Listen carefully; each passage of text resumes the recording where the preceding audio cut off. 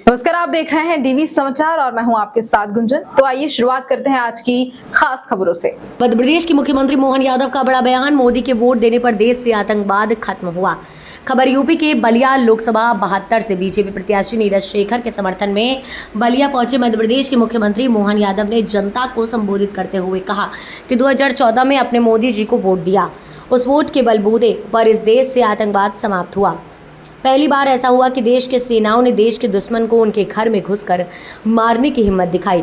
हम दुनिया के उन देशों में शामिल हो गए हैं जो अपने दुश्मन को घर में घुसकर मारते हैं। उन्होंने जनता से अपील करते हुए कहा कि जिस तरह से भगवान कृष्ण ने अपनी उंगली पर चक्र सुदर्शन लेकर शिशुपाल का वध किया था, उसी तरह से आप भी अपनी उंगली का इस्तेमाल करना और बटन दबाना। संवाददाता भीमबली सिंह की रिपोर्ट। पहले भी घटना घटी थी। भगवान कृष्ण को गाली देखने वाला उस समय का भी एक व्यक्ति था। रिश्ते में तो भाई लगता था, लेकिन शिशुपाल नाम था उसका।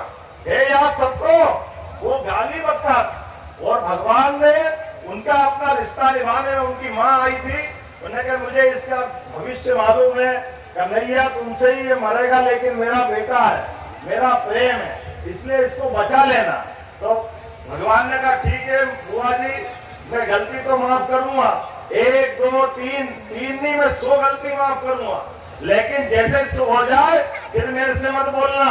और ऐसा ही हुआ, जैसे ही वो गाली बकते बकते 99, उसके बाद 100 हुए। जैसे ही गाली पूरी हुई, भगवान ने उंगली ऊपर करी और सुदर्शन चक्र आया, और सुदर्शन चक्र ने ध्यान से शिशुपाल का सिर धड़ से अलग कर दिया। ये लोकतंत्र की ताकत है। आप भी अपनी उंगली बचा के रखना, भगवान कृष्ण को काल को याद रखना।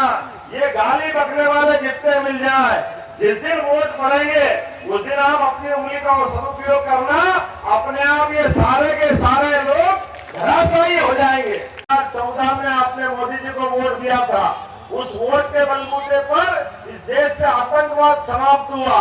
हमारे अपने देश के दुश्मन उस पाकिस्तान को घर में घुस करके मार करके आतंकवाद का समापन हुआ था। हुआ के नहीं हुआ था? जोरदार अभिनंदन करो मोदी जी के लिए। पहली बार ऐसा हुआ कि देश के दुश्मन को देश की सेनाओं ने उनके घर में घुसकर मारने का हिम्मत दिखाई। वो दुनिया के तीसरे देश में हम शामिल हुए।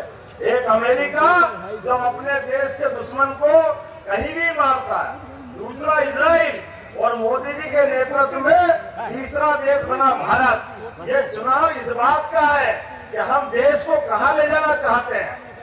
आप अंतर्राष्ट्रीय नक्शे पे देख लो, समाचारों में आता है। एक तरह से धन्य हुआ है स्वर्गीय प्रधानमंत्री चंद्रशेखर जी की धरती, और ये एक तरह से युवा चुनाव के लिए राजनीतिक चेतना का ये मंदिर है। इस बात की प्रसन्नता प्रधानमंत्री नरेंद्र मोदी के चुनाव अभियान कैंपेन करते हुए मैं बलिया आया था, और यहाँ नीरज शेखर जी के लिए चुनाव में वोट भी मांगे। और जिस प्रकार का मुझे ध्यान में आया कि 4 घंटे से ज़्यादा जनता इंतजार कर रही थी, इतनी बड़ी संख्या में, ये बताता है कि निश्चित रूप से पूरे देश में कमल खिल रहा है और बलिया उसमें आगे जा रहा है। अपनी ओर से पूरे चुनाव के लिए मेरी शुभकामना भी है, और खास करके बलिया जैसे क्षेत्र में ये बहुत अलग प्रकार का क्षेत्र है। ऐसे में मोदी जी के नेतृत्व में फिर एक बार मोदी सरकार बनेगी तो देश के अंदर इस प्रकार से विकास करने क्रम जारी रखेंगे, ये और गति से चलेंगे। मेरी अपनी ओर से माननीय नीरज जी को शुभकामनाएं। माननीय मुख्यमंत्री जी, प्रियंका गांधी का स्टेटमेंट आया है। अब तक की खबरों में बस इतना ही। ऐसे ही खबरों के लिए बने रहे हमारे साथ। तब तक के लिए नमस्कार।